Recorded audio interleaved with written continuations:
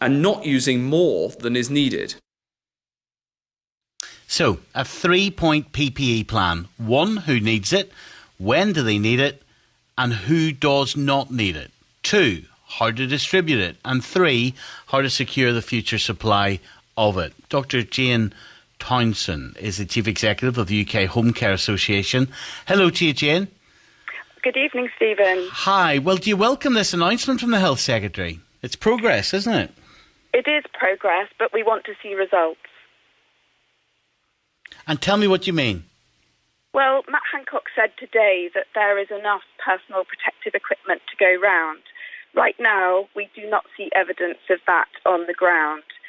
Care workers really are struggling to access the PPE they need to perform their roles safely, and we owe it to them and we owe it to the people that they support to make sure they have what they need to do their jobs.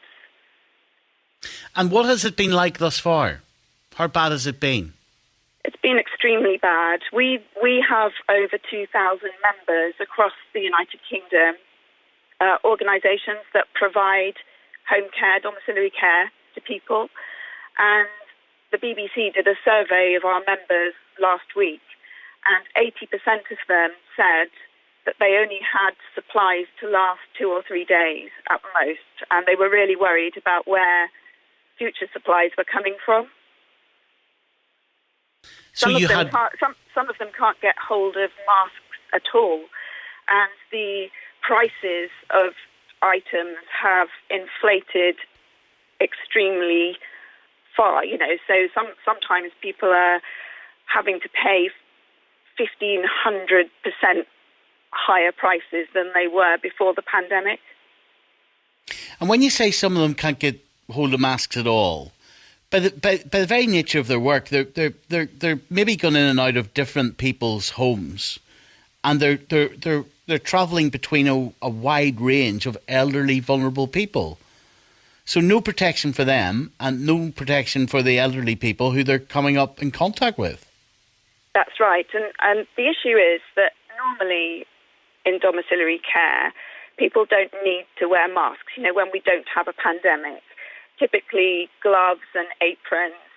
Some people need to wear masks and goggles if they are looking after people with more complex needs, where they may be doing certain procedures that either involve the risk of splashing or production of aerosol droplets. But that's in the minority. So the vast majority of domiciliary care workers normally don't need masks. And of course, this pandemic is a global issue. Every country in the world pretty much wants personal protective equipment. And in normal times, the manufacture takes place in China, particularly in Hubei province, which of course is where the coronavirus outbreak started. So supply chains have been disrupted. And as the spread of the infection has worsened, the requirements for PPE have increased. So the government has been revising guidelines over time, and now we're in a situation where the recommendation is for people with suspected or actual COVID-19 that domiciliary care workers need to wear gloves, they need aprons, they need face masks and eye protection. And there just, at the moment, aren't enough face masks and eye goggles and everything to go round. And look, Jane, I think everybody gets it, that given the insatiable demand for this equipment, it's not like the government's sitting on a stockpile of it. How much of this is down to the government not doing it properly compared to an impossible demand, Jane, for a limited supply of this stuff? Well, there is a perfect storm, isn't there? Because the need for PPE has massively increased whilst availability of supplies has decreased. So, that is an issue. However, there wasn't enough in that the country has a national pandemic flu stock, and there are supplies there, but they've been released most of it has been directed to the NHS, actually, and social care has not received very much of it. And some of the supplies that were destined for social care, normally the regular orders, have been requisitioned by the NHS. So that's made things even harder for social care providers. And the government, I would say, has been slow to get a grip of this. I mean, we've known since January that, at the end of December, that there was a problem brewing. But, January, I think they spent focused on Brexit. February, they spent focused on,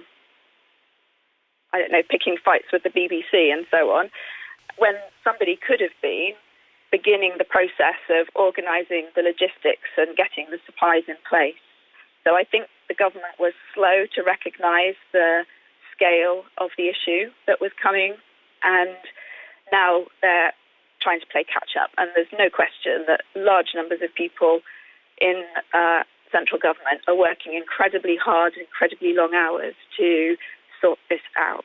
So I'm hopeful that, I don't know how long it's going to take, but they do seem to be putting all of the elements in place that are necessary to make sure that the supply is working and getting to the people that need it.